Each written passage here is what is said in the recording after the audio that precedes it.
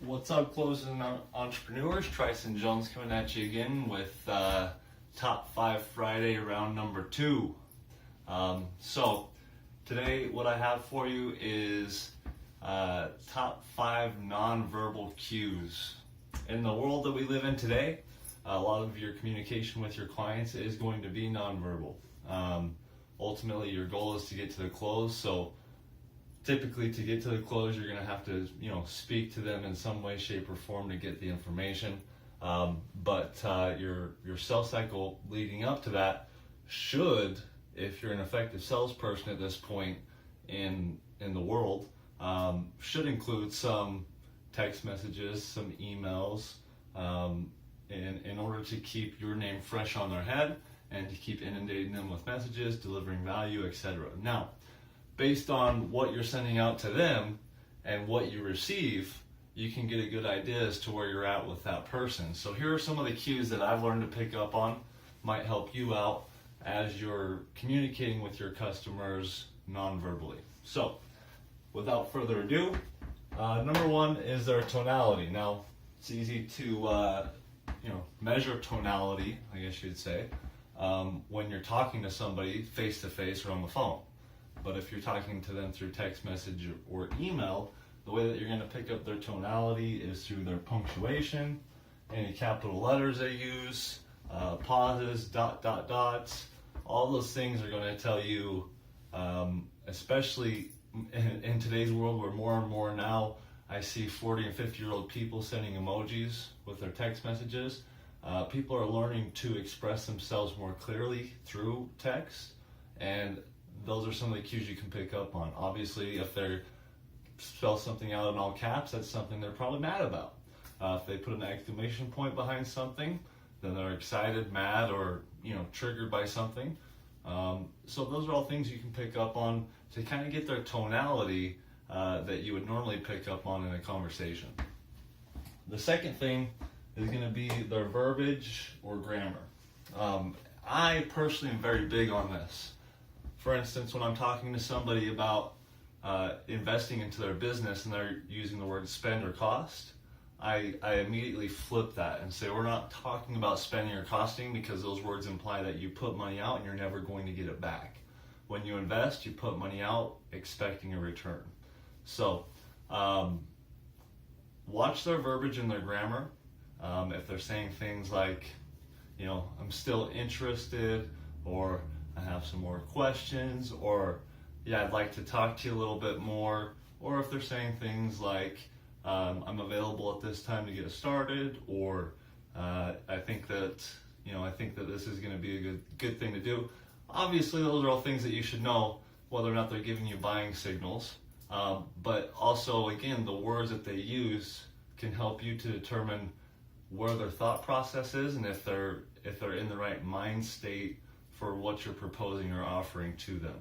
So I'm huge on verbiage. Anytime I hear somebody use a word that the definition does not match up with what we're talking about, I nip that in the bud and correct it immediately, because a lot of times people use words they don't understand the true meaning behind, or they don't think about the meaning behind them, and subconsciously that has an effect on you. So think about that a little bit more in your sales process.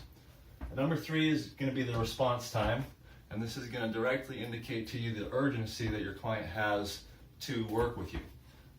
So if you send out a text message and you don't get a response for 2 days, probably conclude your client's not too urgent to work with you, or they're busy, which we'll get to in a minute. But typically, through a text message especially, where everybody has their cell phone on them, if they don't respond within a couple minutes, then you're probably chasing them down. You need to figure out why and fix it. If they respond within a couple minutes, they're still on the line, they're following right along, get them to make an agreement. Whenever I'm texting or emailing somebody, my goal is always to set up or agree to a time to follow up. Whether that's through text, through phone, however it may be, I'm always trying to get an agreement. That's always the last question I ask, is when can we get back together? So watch out for that. Watch out for your response time. Don't chase people down that aren't responding to you quickly or promptly. And if they aren't, call them out on it, ask them why. Number 4 is the agreements that you make. So if you are to say, what if I gave you a call tomorrow at such and such time, and the person says, okay, that sounds fine. That's probably a good cue, right? You've made an agreement. They've agreed to allow you to follow up with them. That means they're probably interested or serious in what you have to offer. Now, if you say, how about, what if I gave you a call tomorrow at such and such time? They say, you know what, I've got things going on. I'm actually busy tomorrow and the next day. Can we push this off till next week? Then the agreement wasn't made at that point.